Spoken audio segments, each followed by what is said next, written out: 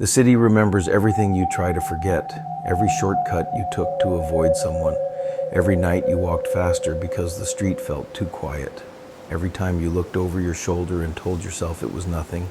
It keeps those moments pressed between its cracked pavements like photographs no one asked to keep. After midnight, when the last bar lights die and the last footsteps fade, the streets stop pretending to be empty. They become attentive, patient, as if every building is tilting slightly closer, listening for the precise second you realize the rhythm of your own steps is no longer yours alone. I still ride in that hour, not to chase stories. The stories chase me now. The camera stays strapped to my chest. I no longer check the battery, the storage, the lens cap. It records anyway, frame after frame, breath after breath, like it understands something I keep trying to erase. There is a long boulevard that cuts through the old quarter like a scar, wide enough for 3 cars to pass without touching, lined with plane trees whose leaves fall in slow, deliberate spirals, even when the air is dead still. At night, the street lamps burn a dull, nauseous orange, the kind of light that makes skin look jaundiced and eyes look sunken. Halfway down the boulevard lies a small traffic circle with a dry fountain at its center. No water has run through it since before the war my grandfather refused to talk about. People call it the circle of the sleeper. No one remembers why, or no one wants to. For weeks I tried to avoid it. I told myself the road surface was smoother 2 streets over, the air less stale, the shadows less personal. But every time I attempted to turn away, my wrists, my own wrists, refused the command. The handlebars drifted back toward the boulevard as though guided by a memory older than mine. So I rode it again, and each time I passed the fountain, I felt it, a second rhythm, not behind me, not precisely. It was more intimate than that, a parallel cadence, a heartbeat that matched mine exactly, but always delayed by half a beat. When I slowed to catch my breath, it slowed. When I accelerated to outrun the sound, it accelerated, never overtaking, never falling behind. Just there, mirroring, patient, waiting for the moment I would admit that my own motion had become a duet.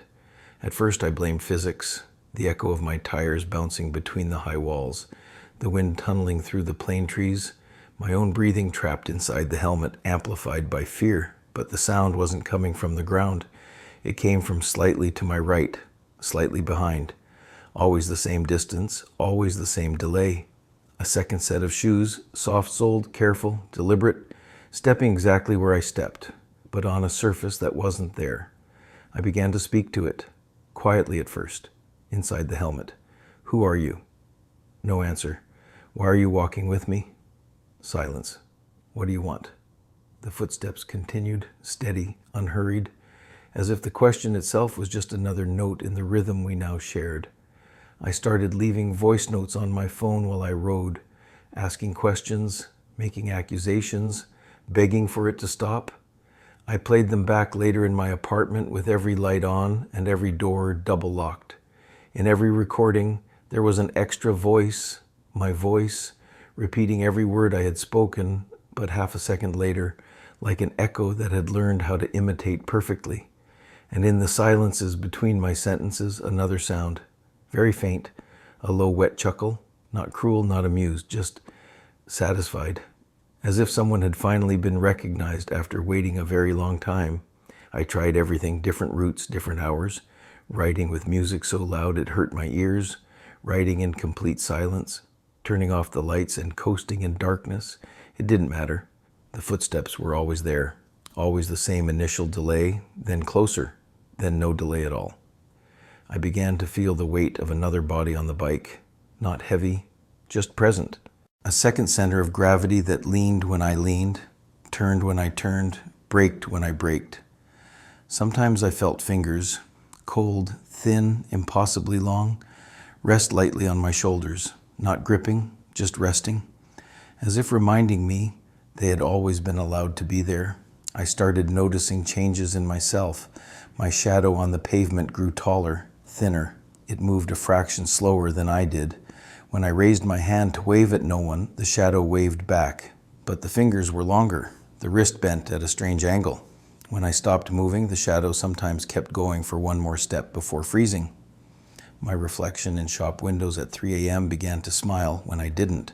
A small, patient smile. The kind you give when you know something the other person hasn't figured out yet. My breathing changed. It became deeper, slower, more deliberate.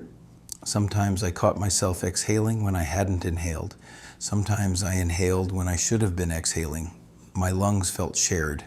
I began to forget small things. Where I parked the bike last night, whether I locked the door, whether I had already eaten dinner, whether I had spoken to anyone that day. The memories blurred at the edges like wet ink on paper. And in the center of every blurred memory, there was always that second rhythm, matching, waiting. One night I rode straight to the circle of the sleeper on purpose. I stopped in the exact center, turned off the camera, sat on the edge of the dry fountain, waited. The footsteps stopped beside me. I didn't look. I couldn't, but I spoke aloud for the first time. What do you want? This time the answer came in my own voice, soft, calm, from directly behind my left ear. To walk with you until you forget you were ever walking alone. I closed my eyes. The air became very still. No wind, no distant cars, no heartbeat in my ears. Just the faint creak of the fountain stones settling under invisible weight. When I opened my eyes again, the boulevard was empty. No footsteps, no breath, no second shadow. But when I stood up, my legs felt heavier, my balance slightly off, as if I had been carrying someone for a very long time and only just noticed. I rode home slowly, no hurry, no fear, just quiet acceptance. The camera stayed off. I didn't turn it on again because I already knew what it would show, me riding alone. But in every frame, every single frame, a second figure, tall, thin, hooded, sitting directly behind me on the saddle, arms wrapped loosely around my waist, head resting gently on my shoulder, face hidden in shadow, smiling.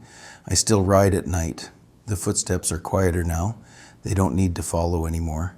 They're already inside the rhythm, inside my breathing, inside my shadow, inside my reflection, inside the pauses between my thoughts.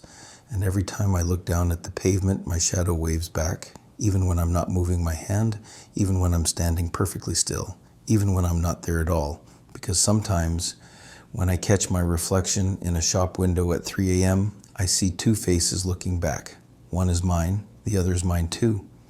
But it's smiling in a way I never learned how to smile. And it's waiting for me to forget which one is real. Waiting for me to ask the question I already know the answer to. Who is riding this bike? And when I finally do ask, when the words leave my mouth in the dark, I already know the voice that will answer. Mine, but softer, calmer, closer. And it will say, without hesitation, we both are, and we always have been.